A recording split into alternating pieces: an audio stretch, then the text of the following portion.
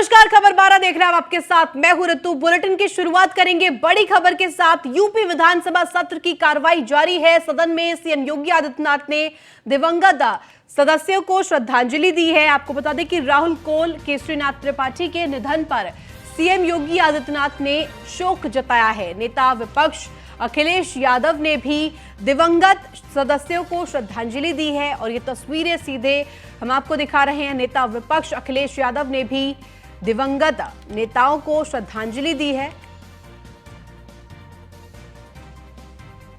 सदन में सीएम योगी आदित्यनाथ ने दिवंगत सदस्यों को श्रद्धांजलि दी। राहुल कोल, केसरीनाथ त्रिपाठी के निधन पर शोक जताया है। नेता विपक्ष अखिलेश यादव ने भी दिवंगत सदस्यों को श्रद्धांजलि दी है।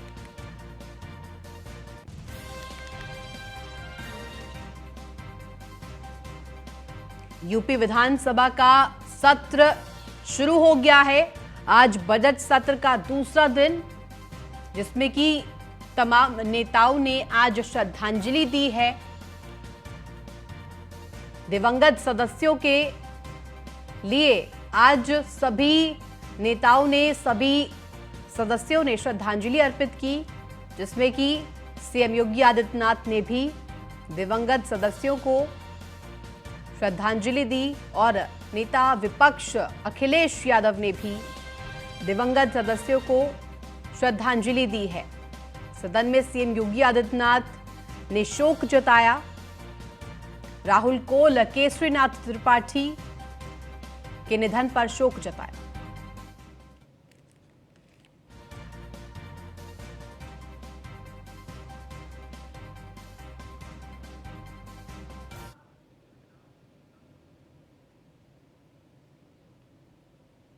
उत्तर प्रदेश विधानसभा के पूर्व अध्यक्ष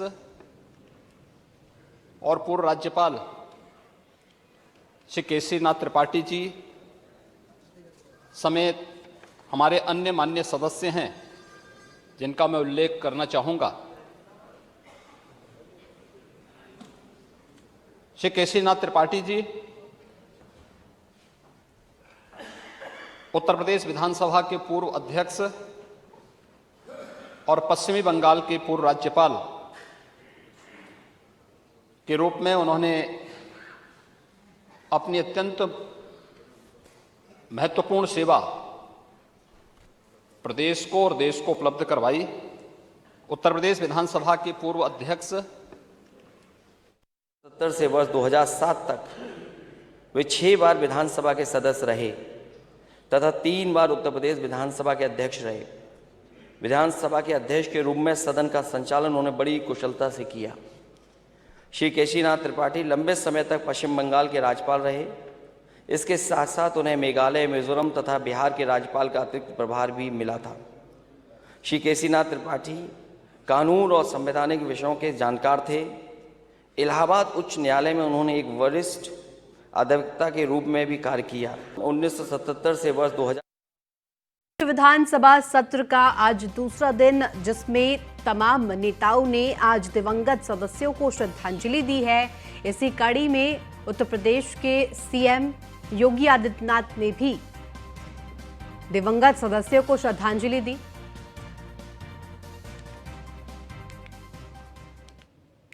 वहीं कानपुर देहात अग्निकांड मामले पर अखिलेश यादव ने सवाल उठाए हैं। उन्होंने कहा कि सरकार के इशारे पर चल रहा है बुलडोजर और गरीबों को किया जा रहा है परेशान।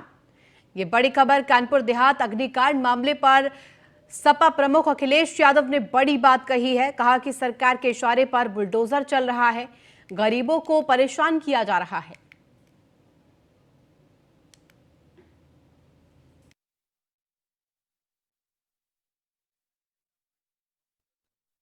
बड़ा दुखद है कल जो घटना पत्रकार साथियों के साथ हुई है।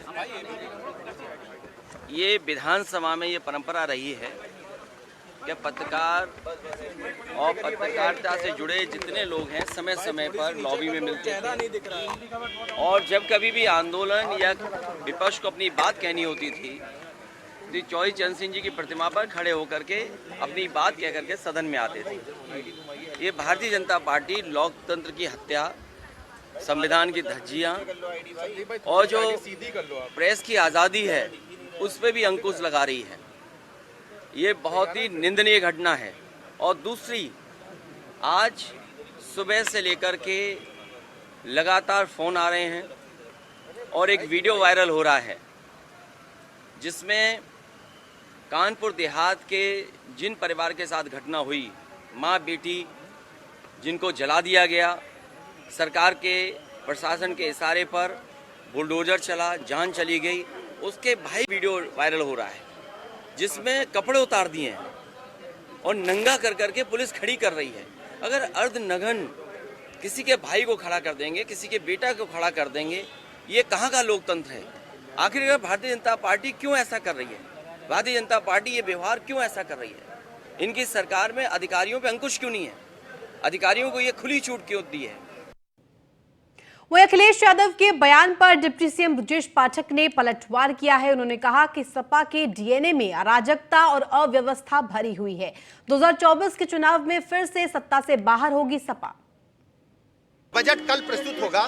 बजट जो है वो चतुर्मुखी होगा, सबको साथ लेकर चलने वाला होगा। नौजवानों को, महिलाओं को, किसानों को, बुजुर्गों को, व्यवसायियों को, सबके जीवन में बदलाव लाने वाला बजट होगा। सत्र चलाने की जिम्मेदारी हमारी है। हम पूरे प्रदेश के लोगों से अपील करते हैं, पास से देखें, लेकिन समाजवादी पार्टी अराजकता से बाज नहीं आ रही है। कल जिस ढंग से संवैधानिक व्यवस्था को छिन्न भिन्न करते हुए समाजवादी पार्टी ने महामहिम राज्यपाल के अभिभाषण पर शोर शराबा किया, प्रदेश की जनता ने देखा है और पूरी तरह से प्रदेश की जनता ये मान चुकी है ये अराजकतावादी लोग हैं। बजट का और ये बड़ी बात डिप्टी सीएम ब्रजेश पाठक ने कही, जहां उन्होंने कहा कि लगातार सपा की तरफ से अव्यवस्था फैलाए जाने की बात सामने आ रही है। लगातार सपा अराजकता फैला रही है। वहीं देश भर में 72 जगहों पर एनआईए की बड़ी कार्रवाई देखी गई है। दिल्ली, यूपी समेत कई राज्यों में एनआईए की छापेमारी की जा रही है। आपको बता दें कि पंजाब, हरियाणा, राजस्थान और एमपी में यह छापेमारी जारी है। नोएडा और गाजियाबाद में भी एनआईए की छापेमारी जारी है। आजमगढ़, पीलीभीत, बुलंदशहर, प्रतापगढ़ और अयोध्या वो जिले जहां पर इस वक्त छापेमारी की जा रही है। उत्तर प्रदेश के तमाम जिले जहां पर इस वक्त एनआईए छापेमारी कर रही है। पीलीभीत में भी आर्म्स सप्लायर के घर में एनआईए की छापेमारी की जा रही है। गुजरात में भी कई ठिकानों पर एनआईए ने शिकंजा कसा है और छापा जारी है। टेरर फंडिंग मामले में देश भर में एनआईए की छापेमारी इस वक्त की जा रही है। गैंगस्टर केस को लेकर राष्ट्रीय जांच एजेंसी ने छापेमारी की है। आपको बता दें कि टेरर फंडिंग, हथियारों की सप्लाई से जुड़े नेटवर्क पर एक साथ रेड और ये लॉरेंस बिश्नोई गैंग और बवाना गैंग पर भी शिकंजा कसा गया है। बड़ी कार्रवाई लॉरेंस बिश्नोई गैंग और बवाना गैंग पर की गई है। एक साथ ही करीब 12 गैंगस्टर के खिलाफ ये बड़ी कार्रवाई। देश भर में एनआईए की ये बड़ी कार्रवाई, तमाम राज्यों में इस वक्त छापेमारी की जा रही है। एनआईए ने टेरर फंडिंग और हथियारों से जुड़ी सप्लाई को लेकर ये बड़ी कार्रवाई की है।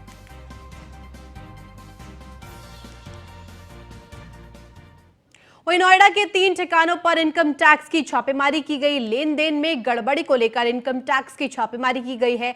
सेक्टर 4 स्थित यूफ्लेक्स पर सुबह से ही चल रही है छापेमारी।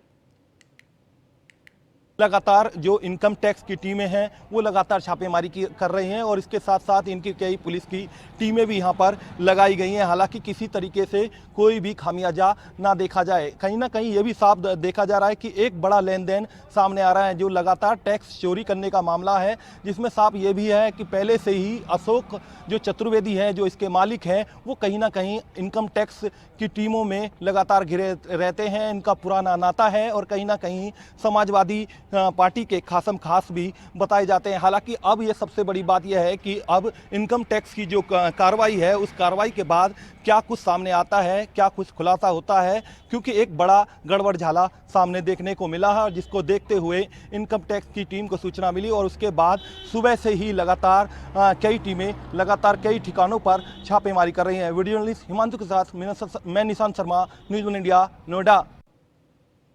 वही लखनऊ सब खबर जहां केएमसीएल विश्वविद्यालय में शिवाजी जयंती को लेकर विवाद हुआ। छात्रों को शिवाजी जयंती मनाने से वार्डन डॉक्टर आजम अंसारी ने रोका है। आपको बता दें कि वार्डन डॉक्टर आजम अंसारी ने हॉस्टल परिसर में हटवाई शिवाजी की फोटो। शिवाजी की जयंती मना रहे छात्रों को वार्डन ने फटकार लगाई है और जमकर फटकार लगाते हुए जयंती मनाने से रोका गया है। आपको बता दें कि ख्वाजा मोइनुद्दीन चिश्ती भाषा विश्वविद्यालय का ये पूरा मामला, जहां शिवाजी की जयंती मना रहे छात्रों को रोका गया, जमकर फटकार वार्डन द्वारा लगाई गई है। ये तस्वीरें हम आपको दिखा रहे हैं।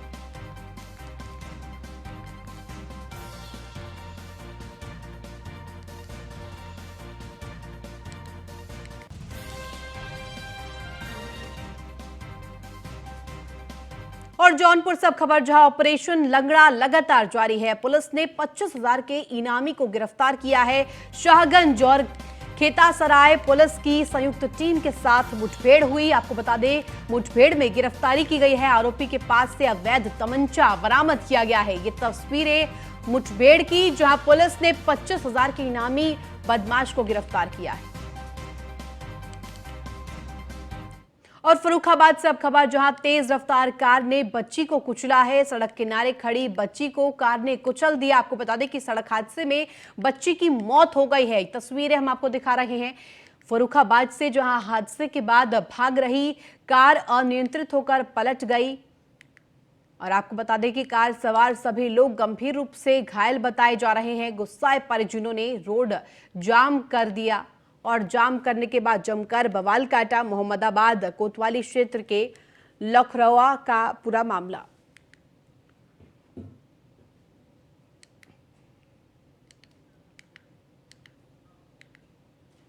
वहीं उन्नाव में एक 55 साल के बुजुर्ग ने गंगा में छलांग लगा दी। आपको बता दें, जिसके बाद वहां हड़कंप का माहौल बन गया।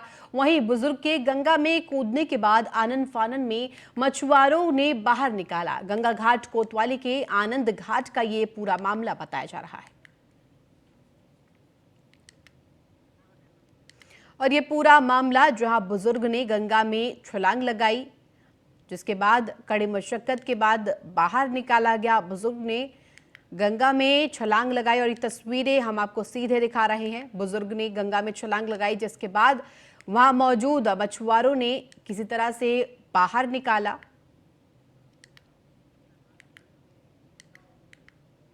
खबर जौनपुर से है, जहां पर दबंगों की दबंगई का वीडियो वायरल हो रहा है। वायरल वीडियो में आप देख सकते हैं कि कैसे दबंग एक युवक की बेरहमी से पिटाई कर रहे हैं।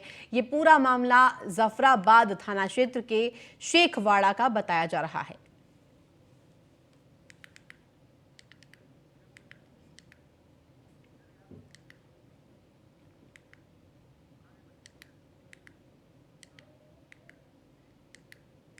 खबर आगरा से है, जहां पर नाई की मंडी पुलिस का अमानवीय चेहरा सामने आया है। यहां पर बताया जा रहा है कि मामूली बात पर हुए झगड़े पर बौखलाई पुलिस ने बारात में आए एक युवक को बेरहमी से पीटा। इतना ही नहीं, अपने बेटे से मिलने थाने गई मां के साथ भी मारपीट की गई। ये तस्वीरें हम आपको दिखा रहे हैं, जहां पुलिस का अमानवीय चेहरा सामने आया है। युवक को बेरहमी से पुलिस ने पीटा है। अमानवीय चेहरा दर्शाता हुआ ये मामला।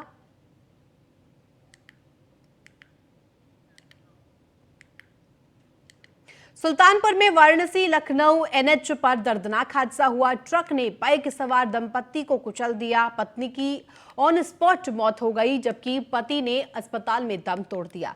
2 बच्चे भी घायल हो गए हैं, जिन्हें एसडीएम लंबुआ ने मानवीय संवेदनाएं दिखाते हुए दोनों बच्चों को अपनी गाड़ी में जिला अस्पताल पहुंचाया, जहां बच्चों का इलाज चल रहा है। वहीं डीएम ने मौके पर पहुंचकर घायलों का हाल जाना है। पुलिस ने शवों को पोस्टमार्टम के लिए भी भेज दिया और शेष विधिक कार्रवाई की जा रही है।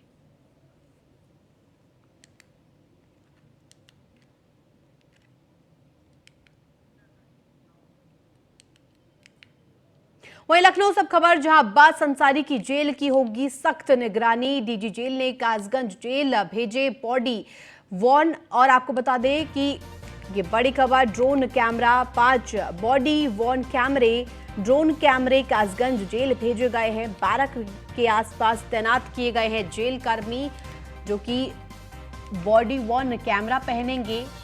कैमरे से कासगंज जेल में अब शिकंजा कसने की तैयारी में, शिकंजा उस पर लगातार कसा जा रहा है और लगातार पैनी नजर बनाकर पुलिस प्रशासन रख रही है। Aerial surveillance body worn drone कैमरे की फीड पर डीजी जेल की नजर 1 महीने के रोस्टर पर होगी बंदी। और आपको बता दें कि रक्षकों की तैनाती अब बास के आसपास तैनात की गई है, जहां जेल कर्मी हर माह बदले जाएंगे।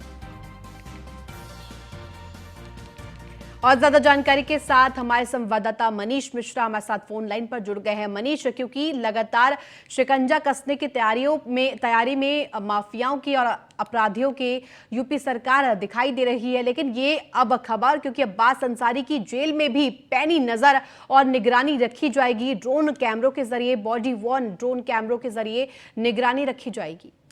जी हाँ, निश्चित तौर से जिस तरीके से अब्बास अंसारी अभी तक जेल में ही थे, पर जेल में उनके जो रहनुमा थे उनके चलते वो जेल किसी जन्नत से कम नहीं थी और अब उनको असली जेल का मजा दिलाने की तैयारी कर रही है। आपको बता दें कि डीजी जेल ने कासगंज जेल में करीब से कम 5 बॉडी वॉर्न भेजे हैं, 2 ड्रोन कैमरे भेजे हैं। जो 5 बॉडी वॉर्न कैमरे भेजे गए हैं वो कासगंज जेल के जो वार्डन हैं, जो बैरक के आसपास तैनात रहेंगे, वो पहनेंगे और एक से एक पैनी नजर पे उसकी निगरानी पे जो अब्बास अंसारी, उसकी हर एक गतिविधि पे नजर रखी जाएगी। और उसकी सबसे बड़ी खासियत है कि जो बॉडी वॉर्न कैमरे हैं उनकी जो सीधे जो फीड है वो डीजी जेल में बने कंट्रोल रूम में मिलेगी, जिसमें 24 घंटे लगातार उस पर निगरानी की जाएगी। साथ ही साथ ड्रोन कैमरे से कासगंज जेल का एरियल सर्वेलेंस रखा जाएगा, जिसमें कि जो बाहर के लोग हैं, जो आसपास की जो सर्विलांस है, उस पर कैसी चीज है उस पर निगरानी रखी जाएगी। कहीं कोई आसपास के गतिविधियां हो रही हैं उस पर भी साथ में निगरानी रखी जाएगी। तो आपको बता दूं कि बॉडी वॉर्न और ड्रोन कैमरे के बाद से लगातार जिस तरीके से डीजी जेल आनंद कुमार ने ये पूरी तैयारी की है और उस पर खुद नजर रखने के लिए डीजी जेल ने एक कंट्रोल रूम बनाया है, जिसमें बॉडी वॉर्न ड्रोन कैमरे की जो फीड है वो सीधी डीजी जेल के पास पहुंचेगी।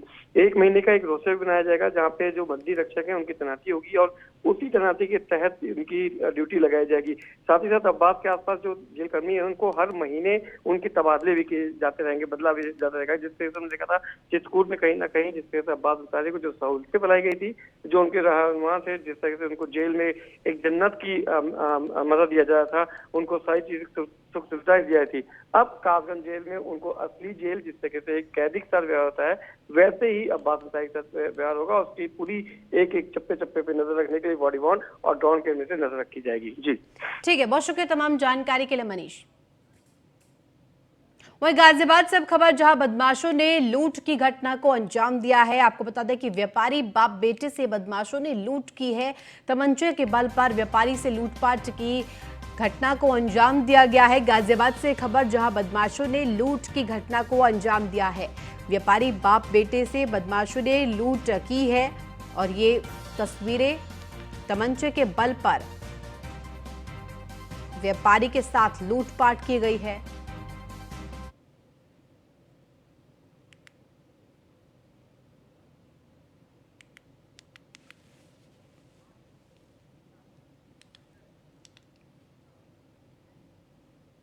वहीं पीलीभीत के बरखेड़ा थाना में उस समय हड़कंप मच गया जब वहां पर तैनात एक सिपाही ने फंदे से लटककर आत्महत्या करने की कोशिश की। फिलहाल सिपाही को गंभीर हालत में जिला अस्पताल में भर्ती कराया गया है। फिलहाल पुलिस इस पूरे मामले की जांच पड़ताल कर रही है। पीलीभीत से ये पूरा मामला, जहां सिपाही ने आत्महत्या करने का प्रयास किया है। लगातार मामले सामने आए हैं जहां तैनात पुलिसकर्मी आत्महत्या करने का प्रयास करते हुए नजर आए हैं। और अब ये ताजा मामला पीलीभीत से, जहां सिपाही ने आत्महत्या करने का प्रयास किया है। आनंद फानन में सिपाही को अस्पताल में भर्ती कराया गया है और आगे की अभी जांच पड़ताल की जा रही है कि आखिर इसके पीछे की वजह क्या है, क्या कारण रहा जिसकी वजह से आत्महत्या करने का प्रयास सिपाही ने किया। आत्महत्या की करने की कोशिश सिपाही ने की। पीलीभीत से पूरा मामला, आनंद फानन में सिपाही को गंभीर अवस्था में अस्पताल में भर्ती कराया गया। सिपाही ने आत्महत्या करने का प्रयास किया है, आत्महत्या की कोशिश की है। फिलहाल इसकी जांच की जा रही है कि इसके पीछे की वजह आखिर है क्या।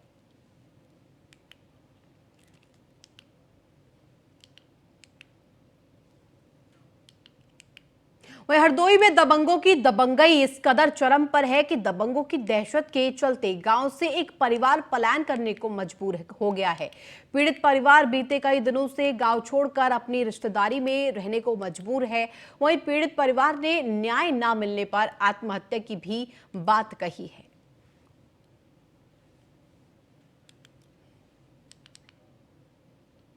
वहीं गाजीपुर के जिलाधिकारी आर्यका अखौरी पुलिस अधीक्षक ओमवीर सिंह ने जिला कारागार का औचक निरीक्षण किया। निरीक्षण के दौरान बैरकों की सघन तलाशी की गई, साथ ही अस्पताल की चेकिंग भी की गई।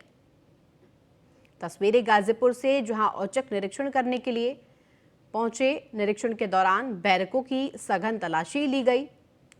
डीएम और एसपी ने औचक निरीक्षण किया है। तस्वीरें हम आपको औचक निरीक्षण की बता रहे हैं और दिखा रहे हैं कि आखिर किस तरह से जिला कारागार का औचक निरीक्षण डीएम और एसपी ने किया है। तमाम बैरकों का जायजा लिया गया, बैरकों की सघन चेकिंग तलाशी की गई।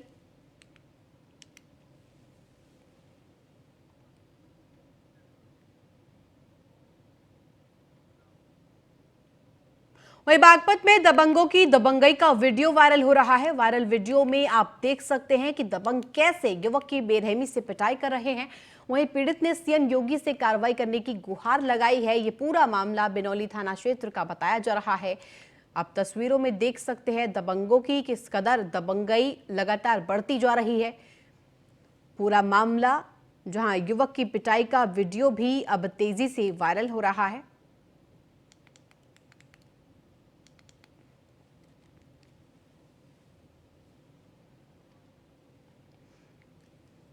पीड़ित ने सीएम योगी से न्याय की गुहार लगाई है, न्याय की मांग की है।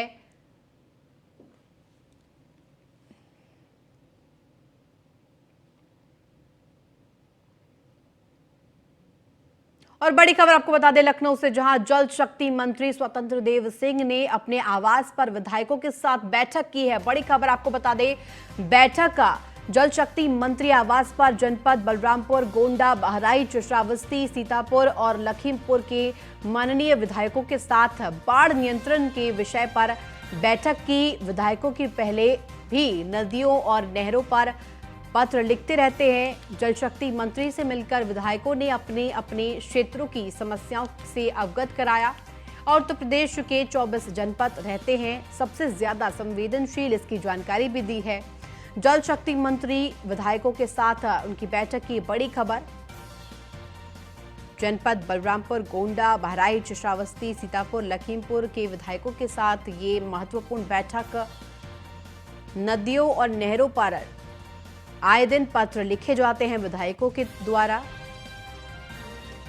और विधायकों के साथ जल शक्ति मंत्री की ये महत्वपूर्ण बैठक बाढ़ नियंत्रण को लेकर ये बैठक की गई। आपको बता दें कि तमाम जिले जिधर बाढ़ का प्रकोप देखा जाता है, 24 जनपद जहां सबसे ज्यादा संवेदनशील माने जाते हैं बाढ़ के मद्देनजर, और सभी जुड़ी जानकारी जनपद के